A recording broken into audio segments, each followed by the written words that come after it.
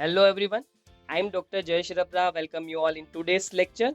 आज की जर्नी हम chapter first the living world के साथ फिनिश करेंगे। आज के लेक्चर में चैप्टर 1 खत्म हो जाएगा और हम नेक्स्ट लेक्चर से शुरू करेंगे चैप्टर सेकेंड। इस चैप्टर में हमें ब्रॉड वे से समझाया गया टेक्सोनॉमी कैसे इंपॉर्टेंट है, इंटरनेशनल लेवल का कैरियर आप कैसे बना सकते हैं, टेक्सोनॉमिस्ट बनने में कितना बड़ा स्कोप है, इसके बारे में हमने समझा। हम बात कर रहे थे नए ऑर्गेनिजम्स को ढूंढने के बाद उनको एक साइंटिफिक नेम देने की, उनका क्लासिफिकेशन करने की और उनके आइडेंटिफिकेशन की, और इसके लिए हमें हेल्पफुल होते हैं जो टूल्स, उसको हम कहते हैं टेक्सोनॉमिकल एड्स। और उनमें से हमारा आज का जो टूल है, पहला टूल है, वो है जूलॉजिकल पार्क्स, जिसको जू भी कहा जाता है। देखिए, जूलॉजी जूलॉजी जो वर्ड है, लॉजी का मतलब होता है साइंस और जू का मतलब होता है रिलेटेड विथ एनिमल। तो ऐसा साइंस जो स्टडी करता है एनिमल्स की, वहीं से ये वर्ड आया जूलॉजिकल पार्क, मतलब ऐसे पार्क जहाँ एनिमल्स रखे जाते हैं। This are the places where live wild animals are kept in protected environments under human care. Human care के नीचे यहाँ पर एनिमल्स को प्रोटेक्ट किया जाता है। जू बिल्कुल वैसा रिजेंबल करता है जैसे फॉरेस्ट के अंदर एनवायरनमेंट होता है, पर यहाँ पर इनको ह्यूमन केयर मिलती है। हम वेटरनरी डॉक्टर्स रखते हैं जो डिजीज होने के बाद इन एनिमल्स को प्रोटेक्ट करते हैं, इनकी केयर करते हैं, मेडिकल सर्विसेज देते हैं। अकाउंटेंट होते हैं जो यहाँ होने वाले सारे खर्चे को मेंटेन करते हैं या फिर उसका नोट करते हैं। इसके अलावा बहुत से और भी लेबर्स होते हैं जो यहाँ की साफ सफाई है, हाइजीन है, उसका ख्याल रखेंगे। It helps to learn about their food habits and behaviours. हम जानते हैं कि जू में कौन नहीं गया। हर एक बच्चे को बड़ी इच्छा रहती है कि वो जू में जाए। और अहमदाबाद में आप सबने जू विजिट किया होगा, काकरिया के पास। हर एक इंसान जू में गया होता है और जू बहुत काम में आता है। छोटे बच्चे जो होते हैं उन्होंने सिर्फ बुक्स में ही एनिमल्स देख रखे होते हैं, तो लाइव में वो देख पाते हैं। कोई भी चीज़ को लाइव में देखने में बड़ा मजा आता है, अपना इंटरेस्ट फॉर्म होता है। साइकोलॉजी में ऐसा कहा जाता है कि कुछ पर्सनालिटी ऑडिबल पर्सनालिटी हो, जो होती है जिनको सुनने से ज़्यादा याद रहता है, कुछ होती है जो राइट करने से ज़्यादा याद रख पाती है। किसी को कहते हैं कि ऑडियो विजुअल दोनों तरीके से ज़्यादा अच्छा याद रहता है, और कुछ होते हैं जो काइंड एस्थेटिक होते हैं। ऐसे लोगों को लाइव वो चीज़ देखनी पड़ती है, उनको लाइव देखने के बाद ही उसको समझ आता है, लाइव छूना पड़ता है उस चीज़ को, तब जाके वो चीज़ को समझ पाते हैं। उनको काइनेस्टिक पर्सनालिटी कहते हैं, काइंड एस्थेटिक। अब बच्चों को भी बड़ा मजा आता है लाइव में देखने का, मजा कुछ अलग है। बुक में तो 2D डायमेंशन दिखता है हमें, यहाँ 3D में लाइव दिखती है वो चीज मूव करती हुई। और इसके बिहेवियर को भी हम देख सकते हैं, वो एनिमल कैसा बिहेव करता है, वो खाता क्या है, वो कैसे चलता है। तो ये सब देखने में बच्चों को बहुत मजा आता है। कहते हैं कि छोटी एज में बड़ी क्यूरियोसिटी रहते हैं, बच्चे बड़े सवाल पूछते हैं। पहली चीज, सवाल भी बहुत बड़े पूछते हैं और बड़े बड़े इनके सवाल होते हैं। कई बार तो हमें सोच में पड़ जाते हैं कि ऐसे सवाल इन्होंने निकाले कहाँ से। ये है क्यूरियोसिटी। और ये अगर यही क्यूरियोसिटी बच्चे वाली मेंटेन रहे, तो कहते हैं कि वो इंसान बहुत आगे निकल जाता है। इसलिए किसी ने खूब कहा है कि बच्चे बनिए, उसी में मजा है, उसी में स्कोप है, बच्चे बनने में स्कोप है। क्योंकि बच्चा कैसे बनना है, आपका बिहेवियर बिल्कुल एडल्ट जैसा होना चाहिए, पर कुछ फीचर्स बच्चों जैसे होने चाहिए, जैसे कि उनके पास क्यूरियोसिटी बड़े लेवल की होती है, नई नई चीज़ों को एक्सप्लोर करते रहते हैं, और बिलीफ फैक्टर इनका एक्सट्रीमली स्ट्रांग होता है। ये विश्वास बहुत अच्छे से कर लेते हैं, और ज़रूरी है कि अपने सपनों पे और खुद पे विश्वास हो। बच्चों को अगर ये बोल दो कि ये जो चाँद तारे है उसको तोड़ा नहीं जा सकता, वो विश्वास नहीं करेंगे। वो आपसे बोलेंगे मुझे ये चाँद चाहिए, मुझे ये मून चाहिए, आप तोड़ के लेके आओ। और उसको 100% फेट है कि इसको तोड़ के लाया जा सकता है। ये भी बता सकता है कि वो जेट प्लेन जो हवा में उड़ रहा है वो एक दिन मेरा होगा। मैं एक दिन हेलीकॉप्टर खरीदूँगा और आप सबको उसमें बिठाऊँगा। ये है फेथ फैक्टर। अगर अच्छा फेथ फैक्टर आपके पास हो, तो कहते हैं कि आधी जंग तो आप वैसे ही जीत जाते, तो बच्चे बनिए। और हर एक बच्चा जू तक पहुँचा हुआ होता है, और हर एक को इंटरेस्ट होता है जू देखने का। क्यों? क्योंकि हमें हर एक चीज़ को लाइव देखने में बड़ा मज़ा आता है, उसको एक्सपीरियंस करने में बड़ा मज़ा आता है। तो यहाँ हमें क्या फ़ायदा होगा? हम उस ऑर्गेनिज़म्स को लाइव देख पाएँगे, उनके हैबिटेट्स को समझ पाएँगे, उनकी फूड हैबिट्स को समझ पाएँगे, उनके बिहेवियर को भी समझ पाएँगे। और रिसर्च के लिए भी ज़ू में प्रोग्राम्स होते हैं।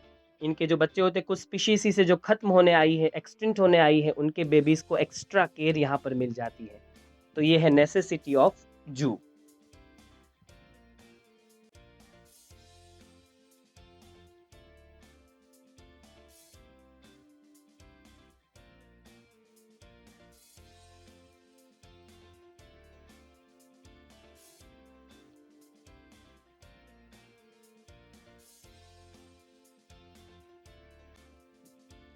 हमारा अगला जो टेक्सोनॉमिकल एड है, टूल है, वो है की। की का मतलब होता है चाबी। हमें पता है कि ताला तभी खुलेगा जब उसमें प्रॉपर की डाली जाए। कुछ वैसा इसका मीनिंग है, इसलिए यहाँ पर वर्ड की रखा है। पर इस की का बिल्कुल मतलब ऐसा नहीं होता है कि ये ताले को खोलेगी। पर हाँ, थोड़ा बहुत ये बिल्कुल उससे मिलता-जुलता है। यहाँ ताला जो खोलने की बात है वो है स्पीशीज़। स्पीशीज़ का ताला तब खुलेगा जब आप प्रॉपर की उसमें लगाओगे, क्योंकि स्पीशीज़ का ताला खोलने की जो बात है, उसका जो लॉक ओपन करने की बात है, उसका मतलब है उस स्पीशीज़ को जानना, पहचानना, आइडेंटिफ़ाई करना और फिर उसको क्लासिफ़ाइड करना और फिर उसको एक साइंटिफ़िक नाम देना। स्पीशीज़ को क्लासिफ़ाइड करने के लिए, स्पीशीज़ को एक साइंटिफ़िक नेम देने के लिए ज़रूरी है कि हमें ये पहले ये समझ आए कि वो है क्या? उसे कहाँ रखें? वो कौन से ग्रुप में सेट हो सकती है? वो कहाँ क्लासिफ़ाइड हो सकती है? उसके फीचर्स क्या है? और की हमें उसी में हेल्प करती है। अगर की प्रॉपर लगेगी तो आपके स्पीशीज़ का ताला खुल जाएगा और बिल्कुल फिर वो क्लासिफ़ाइड हो जाएगी, उसको एक साइंटिफ़िक नेम मिल सकता है, आपका रिसर्च कंप्लीट।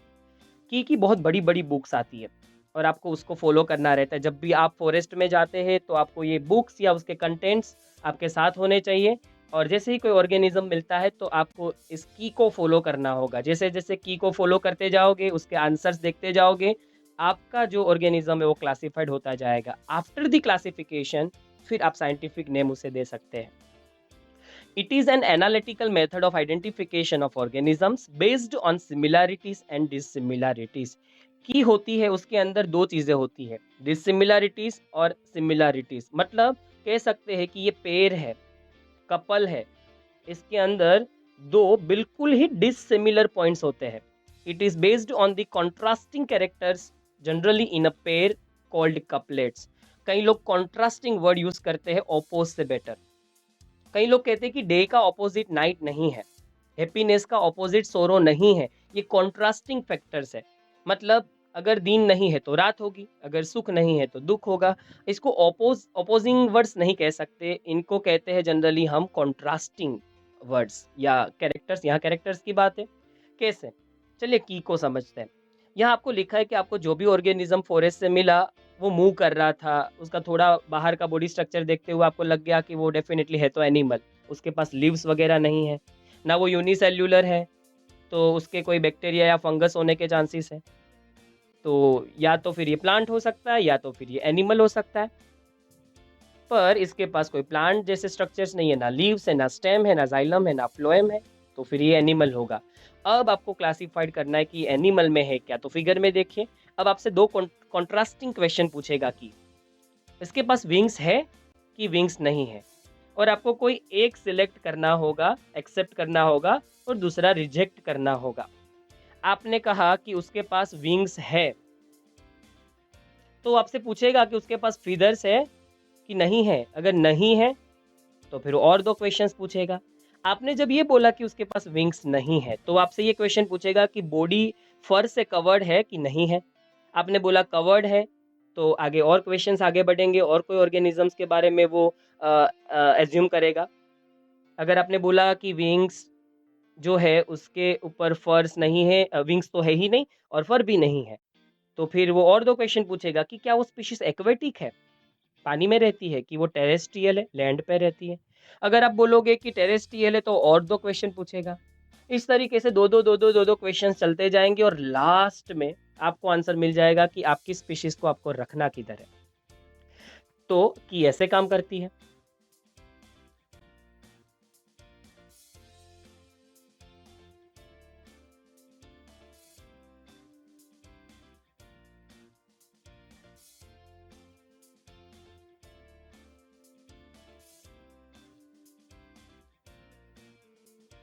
की के अंदर हमने देखा दो कॉन्ट्रास्टिंग जो फैक्टर्स है वो दिखते हैं, कैरेक्टरिस्टिक्स फीचर्स दिखते हैं। Each couplets has two opposite options, जिसको कॉन्ट्रास्टिंग भी कह सकते हैं। Of this only relevant option is accepted and the other is rejected. एक को एक्सेप्ट करना और एक बिल्कुल ही रिजेक्ट हो जाएगा। Each statement in the key is called lead. हर एक स्टेटमेंट को हम लीड कहेंगे, कि हमें लीड करेंगी। जैसे आपको पता है कि आपने जो ऑर्गेनिज्म ढूंढ निकाला है वो वर्टिब्रेट है। वर्टिब्रेट्स उनको कहते हैं कि जिनकी जो स्पाइनल कॉर्ड होती है, जिनको ब्रेन की पूंछ भी कहते हैं हम, वो कवर्ड होती है वर्टिब्रल कॉलम से, जो प्रोटेक्ट होती है। तो आपके पास दो क्वेश्चन है, डज इट हैव फर, फर है, अगर है तो वो मेमल्स हो सकते हैं, मतलब आपका क्लासिफिकेशन पूरा हो गया, उसको मेमल्स क्लास में डाल दो, आगे का क्लासिफिकेशन एक नई की से करेंगे फिर। अगर फर नहीं है तो ये वापस दो क्वेश्चन पूछेगा, डज इट हैव फेदर्स, आप एक एक्सेप्ट करोगे, या तो यस करोगे या तो नो करोगे, दोनों तो नहीं एक्सेप्ट कर सकते, या तो होगे या तो नहीं होगे। आपने कहा यस, तो ये आपको बोलेगा कि हो सकता है कि आपका एनिमल बर्ड क्लास से है, वो बर्ड हो सकता है। आपने बोला नो, इसके पास फेदर्स नहीं है, तो आपसे वापस दो क्वेश्चन पूछेगा, does it have dry skin, क्या इसके पास ड्राई स्किन है। आपके पास वापस दो ऑप्शन है, यस और नो, आप इसमें से एक एक्सेप्ट कर सकते हैं, एक को रिजेक्ट करना पड़ेगा। आपने देखा एनिमल को और आपको पता चला कि आपने जो एनिमल ढूंढ निकाला है उसके पास तो ड्राई स्किन है, आपने यस आंसर दिया, तो हो सकता है कि आपका एनिमल रेप्टाइल हो। अगर आप नो आंसर देते हैं तो वापस आपसे दो क्वेश्चन पूछेगा, डज इट हैव स्केल्स, आपने या तो यस और नो सिलेक्ट करना है। आप अगर यस सिलेक्ट कर सकते हैं और आपने देखा कि उसके पास स्केल्स है, तो ये आपको बोलेगा ये फिश हो सकता है आपका एनिमल। पर जब आपने बोला नो, तो ये आपसे बोलेगा कि आपका एनिमल एम्फीबियन क्लास में आता है। तो मेमल्स, बर्ड, रेप्टाइल, फिश और एम्फीबियन ये होते हैं क्लास। वर्टिब्रेट से वो इन क्लास में डिवाइड होता है, हम 4th चैप्टर में पढ़ेंगे। बस आपको मिल गया कि आपको अब इसको कहाँ रखना है, मेमल्स में रखना है, बर्ड्स में रखना है, इसको रेप्टाइल में रखना है, फिश में रखना है कि एम्फीबियंस में रखना है। तो आपके आंसर्स आपके पास है अब। फिर आगे का क्लासिफिकेशन करने के लिए अलग से एक पूरी की बुक होगी, मेमल्स की पूरी एक की बुक, पूरी एक बर्ड की बुक। इस तरीके से हर एक स्टेटमेंट को हम लीड कहेंगे। यहाँ ये जो स्टेटमेंट है, does it have fur, yes और नो, तो ये जो स्टेटमेंट है वो लीड है की। तो अब मेरे हिसाब से आप सबको समझ आ गया होगा कि की कैसे काम आती है और की से हम किस तरीके से क्लासिफिकेशन कर सकते हैं और ऑर्गेनिज्म को क्लासिफाइड कर सकते हैं।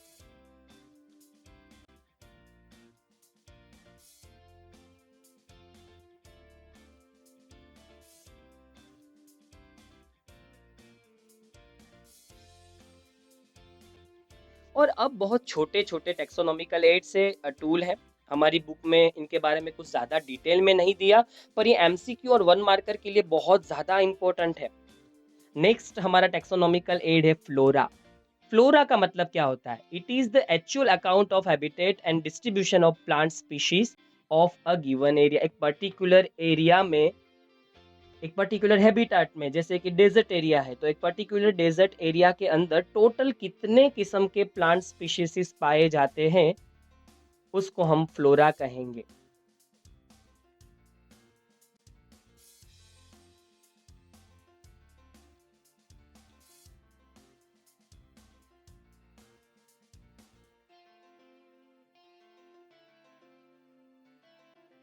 एक ऐसा ही छोटा और एक टेक्सोनॉमिकल एड है जो हमारी बुक में बहुत छोटा है, पर ये बहुत छोटा नहीं है, बहुत इंपॉर्टेंस है इसकी।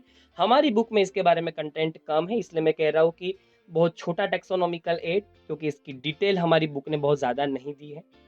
Manuals. Manuals are the record that contains information for identification of names of species found in an area. एक पर्टिकुलर एरिया में जो भी स्पीशीज पाई जाती है, ये इन्होंने पहले से रिकॉर्ड कर ली होती है कि इस एरिया में कौन कौन सी स्पीशीज पाई जाती है। टेक्सोनोमिस्ट इनको डेटा देते हैं और ये लोग रिकॉर्ड करते जाते हैं, और वहाँ पर ये इंफॉर्मेशन होती है कि आप उस स्पीशीज को उस जगह पे जाएंगे तो कैसे आइडेंटिफाई कर सकते हैं। अगर आप उस स्पीशीज को देखना चाहते हैं जो उस पर्टिकुलर प्लेस पे, रीजन पे या लोकेलिटी पे पाई जाती है, तो उसको आइडेंटिफाई कैसे करें, उसके फीचर्स कैसे होंगे। जैसे हम कहते हैं ना, बड़ी नाक वाला होगा, घुंघराले बाल वाला होगा, उसकी आंखें बड़ी होगी या आंखें काली होगी, स्किन ऐसी होगी, तो इंसान को आइडेंटिफाई करना बहुत ईजी हो जाता है। इस कलर का शर्ट पहना हुआ है, इस कलर के शूज़ पहने हुए हैं।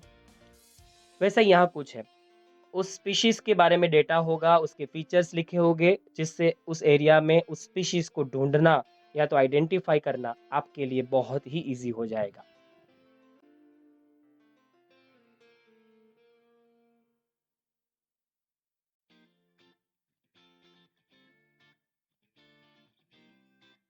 और अब है मोनोग्राफ।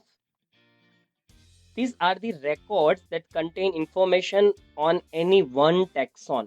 ये जो बुक होती है उसके अंदर किसी एक टैक्सॉन की इंफॉर्मेशन होती है। टैक्सॉन का मतलब होता है टैक्सोनॉमी की एक category unit. Unit of taxonomy, जिसको हम टैक्सॉन कहते हैं। जैसे मैमल्स की पूरी बुक हो, जैसे पूरी एक बुक रेप्टाइल्स के बारे में हो, पूरी एक बुक बर्ड्स के बारे में हो, पूरी एक बुक में कह सकते हैं एम्फीबियंस के बारे में हो, पूरी एक बुक जिसमें फिशेस के बारे में हमें समझाया है, एक पूरी बुक जिसमें इंसेक्ट के बारे में समझाया है। कोई एक टैक्सॉन लेंगे, हम रेप्टाइल लेंगे या तो इंसेक्ट लेंगे, या हम ह्यूमन भी ले सकते हैं, वो भी टैक्सॉन है, मैमल्स ले सकते हैं, एम्फीबियंस ले सकते हैं। तो इन सब के बारे में डिटेल में डेटा होगा मोनोग्राफ्स के अंदर।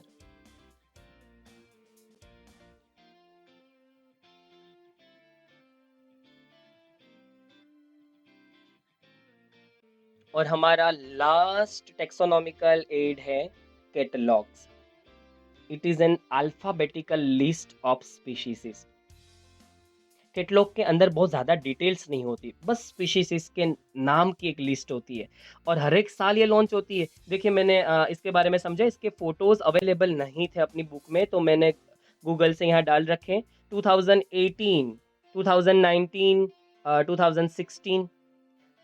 और इस कैटलॉग के अंदर होता क्या है, इस कैटलॉग के अंदर इस पर्टिकुलर ईयर पे कौन सी नई स्पीशीज हमने खोज निकाली, कौन सी नई स्पीशीज हमारे डेटा में ऐड हुई है, किसने उसको खोज निकाली, वो कहाँ पाई जाती हैं, ये सब डेटा इसमें मिलेगा। स्पेशली बहुत ज़्यादा डेटा नहीं होगा, स्पीशीज के नाम का लिस्ट इसमें मिलेगा कि भाई 2016 2016 है तो उसके अंदर टोटल कितनी स्पीशीज पाई गई, उसके सारे नाम्स लिख के आपको ये कैटलॉग मिलेगा, और वो आप मार्केट से आप बाई भी कर सकते हो, उसको परचेज भी कर सकते हैं। तो ये है कैटलॉग्स।